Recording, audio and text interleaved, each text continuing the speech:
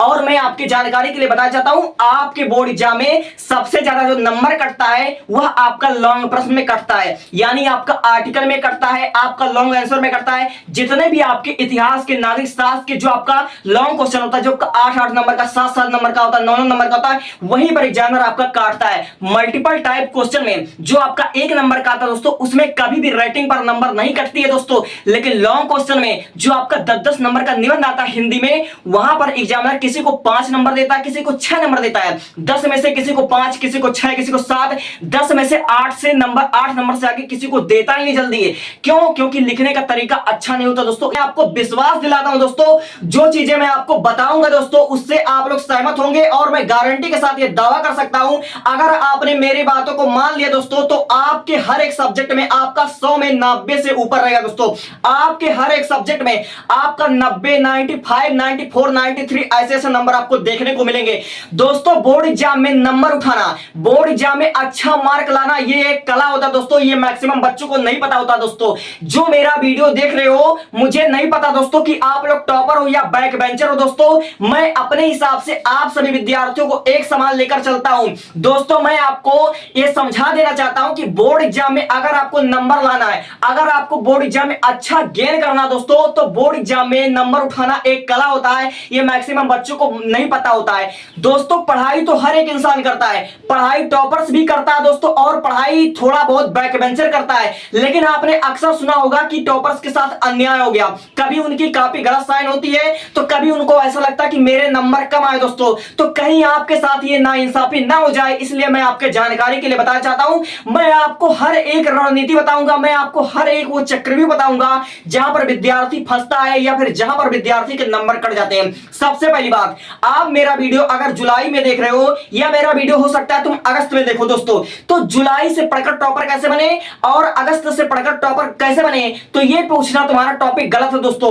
तुमको ये पूछना चाहिए कि बोर्ड एग्जाम में हर एक सब्जेक्ट में 90 में से 90, 100 में से 100 नंबर कैसे लाए दोस्तों, ये तुमको पूछना चाहिए। सबसे पहली बात, अगर तुम्हारा सपना बोर्ड एग्जाम में टॉपर बनने का, तो दोस्तों जो हमारा एग्जामिनर होता है, जो हम बोर्ड का पेपर देकर आते हैं दोस्तों, जो हमारा परीक्षा में जो हमारी कॉपी साइन करता जो हमारा एग्जामिनर होता है, वो केवल 3 चीज देखकर आपको नंबर देता है। सबसे पहली बात दोस्तों, बुरा मत मानना अगर तुम्हारी राइटिंग खराब है दोस्तों, मैंने अपने आंखों के सामने, मेरे जो शिक्षक है दोस्तों, वो खुद बोर्ड एग्जाम का कॉपी साइन करते हैं दोस्तों, और मैं आपको जानकारी के लिए बताना चाहता हूं, केवल और केवल राइटिंग को देख करके वो बच्चों का कॉपी साइन करते हैं। बच्चों का मान लीजिए जैसे 15-20 पेज का कॉपी होता है दोस्तों, अगर उन्होंने 1 पेज पलटा, 2 पेज पलटा, 3 पेज पलटा, अगर राइटिंग बहुत घटिया है या फिर कंटेंट, बच्चे का लिखने का तरीका नहीं अच्छा दोस्तों, तो मैं अक्सर देखता हूं कि वह नंबर काट लेते हैं। अभी भी तुम्हारे पास 6 महीना का समय दोस्तों, और तुम चाहते हो तो 6 महीने में अपना राइटिंग सुधार सकते हो दोस्तों। तो बोर्ड एग्जाम में सबसे पहला तुम्हारा राइटिंग देखकर तुम्हारी कॉपी साइन होती है दोस्तों। अगर तुम्हारा राइटिंग खराब है दोस्तों, तो भले तुम्हारा लिखा हुआ सही होगा दोस्तों, लेकिन तुम्हारे नंबर कटते चले जाएंगे। इसलिए मैं आपसे रिक्वेस्ट करना चाहता हूं, अगर बोर्ड एग्जाम में अच्छा नंबर गेन करना दोस्तों, तो राइटिंग सुधार दो दोस्तों। राइटिंग बहुत ज्यादा प्रभाव डालता है। तो पहला, बोर्ड एग्जाम में अगर अच्छा नंबर स्कोर करना है तो सुंदर लेखनी दोस्तों, ये बहुत जरूरी है, क्योंकि मैंने अपने आंखों के सामने देखा दोस्तों, नंबर कटते हैं तो राइटिंग पर कटते हैं। और दूसरी चीज दोस्तों, वर्ड लिमिट का पालन करो दोस्तों। अक्सर मैं देखता हूं 10वीं के बच्चों का, 12वीं का बच्चों का, जो चीज उनको आता है, जैसे आपका जयशंकर प्रसाद का जीवन परिचय हर साल आपका आता है, तो दोस्तों बहुत से लोगों को क्या होता है कि जयशंकर का जीवन परिचय अच्छे से याद होता है दोस्तों, और जो जीवन परिचय होता है मात्र 5 नंबर का आता है। तो दोस्तों जो चीज बच्चों को याद होता है उसको भर भर के लिखते हैं दोस्तों। जैसे जयशंकर प्रसाद का जो हमारा वर्ड लिमिट होता है, मात्र 80 वर्ड में आपको लिखना होता है जीवन परिचय, और 5 नंबर का आता है। तो बच्चे क्या करते हैं, जयशंकर प्रसाद का जीवन परिचय याद आता है तो उसको भर भर के लिख देते हैं, यानी 80 वर्ड को वो 2-3 पेज में लिख देते हैं, 2-3 पेज में केवल एक जीवन परिचय लिखते हैं दोस्तों। तो अगर ऐसे आप लोग भर भर के लिखोगे, अगर 5 नंबर का मतलब सवाल आप लोग 2-3 पेज में करोगे, तो एग्जामिनर को ऐसा लगता है कि बच्चे ने पूरा कॉपी भरने की कोशिश की दोस्तों। कॉपी भरना चाहता बच्चा, इसलिए तुम्हारा नंबर वहां पर काट देता है। और मैं देखता हूं ज्योग्राफी में, मैं इतिहास, नागरिक शास्त्र में देखता हूं बहुत से बच्चों को जब लॉन्ग क्वेश्चन नहीं आते हैं तो दोस्तों वो बनाते हैं बहुत थोड़ा बहुत, जब बना पाते हैं या फिर क्वेश्चन जब छोड़ देते हैं, यानी कि जो हमारा 9 नंबर का क्वेश्चन आंसर आता है, लॉन्ग क्वेश्चन आंसर, वो मात्र आधे पेज में लिख कर आते हैं। तो जो क्वेश्चन जितने नंबर का पूछा जाएगा उसी के हिसाब से तुमको लिखना दोस्तों। ये बहुत जरूरी है, तुमको वर्ड लिमिट का पालन करना है, ताकि जो एग्जामिनर तुम्हारा कॉपी साइन करे उसको ऐसा नहीं लगना चाहिए कि बच्चे ने कॉपी भरने की कोशिश की है या बच्चे ने प्रश्न को छोड़ दिया है। ये चीज बहुत बहुत बहुत जरूरी है, इसको समझ ले दोस्तों। मैं तुमको बहुत एकदम रियलिटी बता रहा हूं, आंखों देखा हाल बता रहा हूं और खुद के साथ ये रियलाइज करके मैं बता रहा हूं दोस्तों, समझे मेरी बातों को। तो दूसरा वर्ड लिमिट बहुत जरूरी है। और तीसरा चीज गुड कंटेंट। दोस्तों बहुत से लोगों को मैंने देखा है कि उनको आर्टिकल लिखना नहीं आता है। अगर आप 12th के स्टूडेंट हो तो 12th में आर्टिकल आता है और बहुत से बच्चों को आर्टिकल लिखने का तरीका नहीं मालूम होता है, या तो उसको एस्से की तरह लिख देते हैं और बहुत से बच्चों का लेटर मतलब लिखने का नई तरीका मालूम होता है। तो दोस्तों अगर आपको आर्टिकल और लेटर लिखना नहीं आता है तो ये आपके लिए सबसे बड़ी भूल हो सकती है। और मैं आपकी जानकारी के लिए बताना चाहता हूं, आपके बोर्ड एग्जाम में सबसे ज्यादा जो नंबर कटता है वह आपका लॉन्ग प्रश्न में कटता है, यानी आपका आर्टिकल में कटता है, आपका लॉन्ग आंसर में कटता है। जितने भी आपके इतिहास के, नागरिक शास्त्र के जो आपका लॉन्ग क्वेश्चन होता है, जो 8-8 नंबर का, 7-7 नंबर का होता है, 9-9 नंबर का होता है, वहीं पर एग्जामिनर आपका काटता है। मल्टीपल टाइप क्वेश्चन में जो आपका 1 नंबर का आता है दोस्तों, उसमें कभी भी रेटिंग पर नंबर नहीं कटती है दोस्तों। लेकिन लॉन्ग क्वेश्चन में जो आपका 10-10 नंबर का निबंध आता है हिंदी में, वहां पर एग्जामिनर किसी को 5 नंबर देता है, किसी को 6 नंबर देता है। 10 में से किसी को 5, किसी को 6, किसी को 7, 10 में से 8 नंबर से आगे किसी को देता ही नहीं जल्दी है। क्यों? क्योंकि लिखने का तरीका अच्छा नहीं होता दोस्तों। ये सब मतलब बहुत छोटी छोटी चीज है जहां पर बच्चे का नंबर कटता है, और यही चीज मैं आपको बताने आया हूं दोस्तों, क्योंकि आपको नंबर लाना है। मैं बताऊंगा नंबर आपको कैसे लाना है। तो भैया आपकी कंटेंट, आपका लिखने का तरीका आपको मालूम चाहिए, और आपको लेटर कैसे लिखना है, आपको आर्टिकल कैसे लिखना है, आपको लॉन्ग क्वेश्चन कैसे लिखना है, ये सब मैं आपको बहुत अच्छे से ट्रेंड कर दूंगा बोर्ड एग्जाम आने तक। समझे मेरी बातें? तो मैं एक बार आपसे रिकॉल कर देना चाहता हूं, अगर बोर्ड एग्जाम में अच्छा नंबर लेकर आना है, अच्छे मार्क लेकर आना है, तो एग्जामिनर केवल 3 चीज देखकर नंबर देता है। सबसे पहली बात, आपका रेटिंग देखकर आपका नंबर देता है, और दूसरी चीज आपका वर्ड लिमिट दोस्तों। कहीं एग्जामिनर को ऐसा न लग जाए कि बच्चे ने कॉपी भरने की कोशिश की है, ये सब देखकर ही नंबर काटता है एग्जामिनर। और तीसरा चीज आपका लिखने का तरीका कैसा है, और सबसे ज्यादा नंबर आपका लॉन्ग क्वेश्चन में कटता है, आपके आर्टिकल में नंबर कटता है, आपके निबंध में नंबर कटता है, और आपके लॉन्ग क्वेश्चन में ही नंबर काटा जाता है, यहीं पर आपका कटता है। एग्जामिनर कभी भी आपका मल्टीपल टाइप क्वेश्चन में नंबर नहीं काट सकता है, वह गणित में नंबर नहीं काटता, वह फिजिक्स में नंबर नहीं काटता है दोस्तों, वह केवल थ्योरी वाले क्वेश्चन में ज्यादा नंबर काटता है। यह मैंने प्रैक्टिकली देखा है। तो अगर आपको नंबर अच्छा चाहिए तो ये जो 3 स्टार पॉइंट है दोस्तों, इसको मैं पहले हाईलाइट कर देता हूं।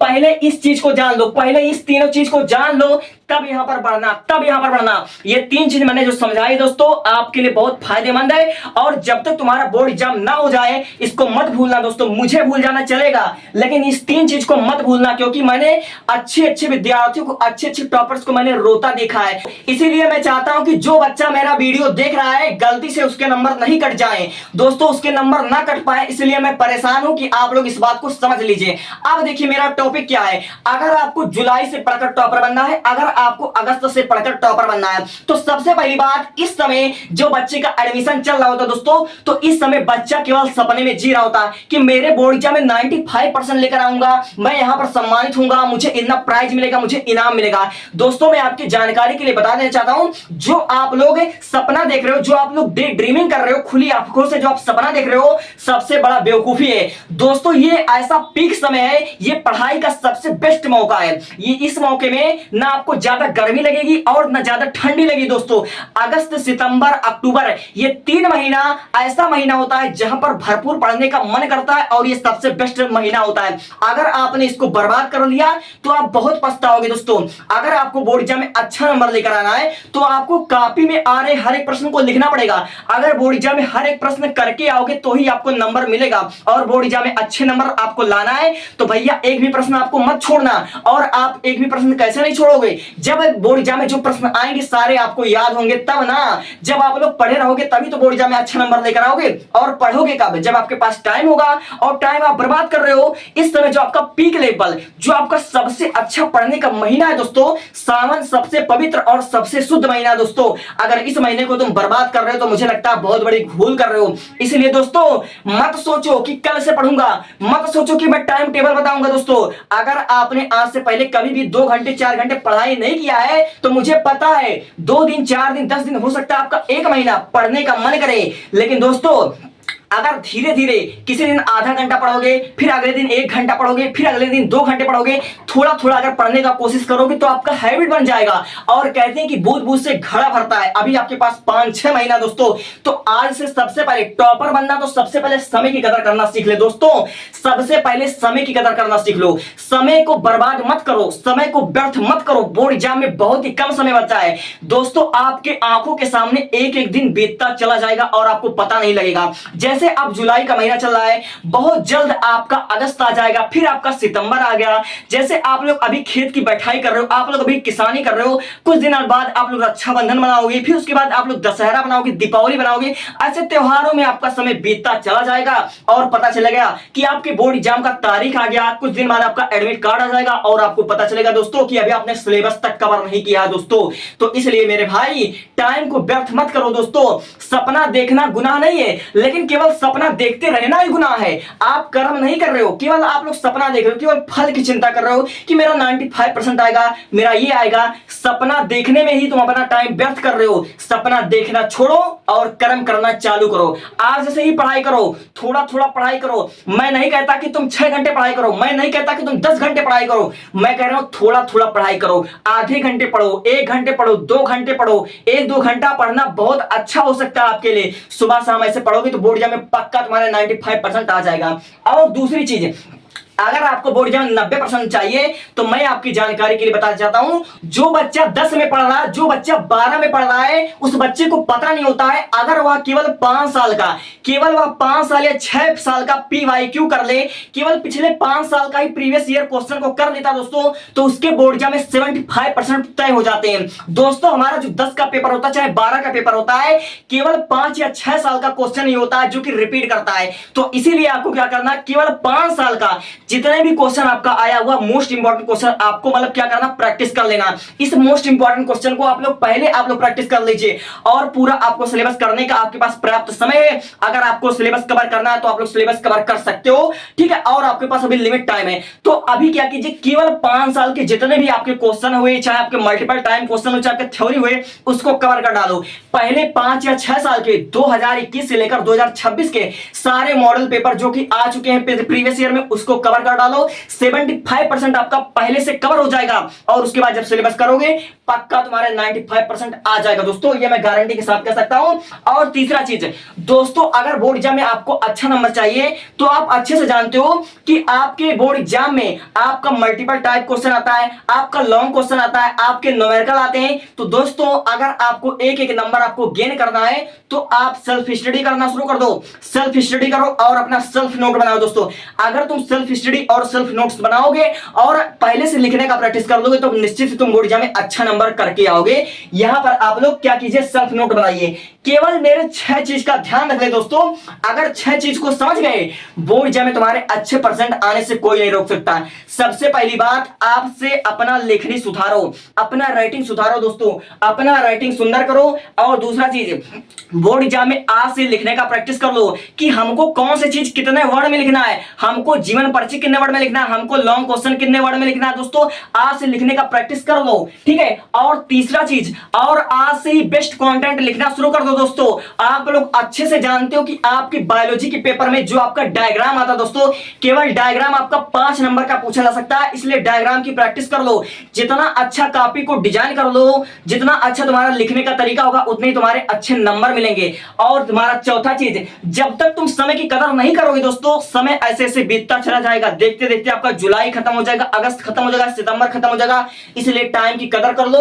और तीसरा चीज, पिछले PYQ का जितना भी क्वेश्चन आया है आप लोग उसको पहले सॉल्व कीजिए। शुरुआत हमेशा PYQ से कीजिए, तो आपको कौन सा क्वेश्चन इंपॉर्टेंट है वो आपको पता चल जाएगा। और आखिरी चीज, अपना सेल्फ नोट्स बनाओ, सेल्फ स्टडी करो। यही केवल 6 टिप्स है जो बोर्ड एग्जाम में अच्छे नंबर आपको दिलाएगा और पक्का दिलाएगा। Thank you.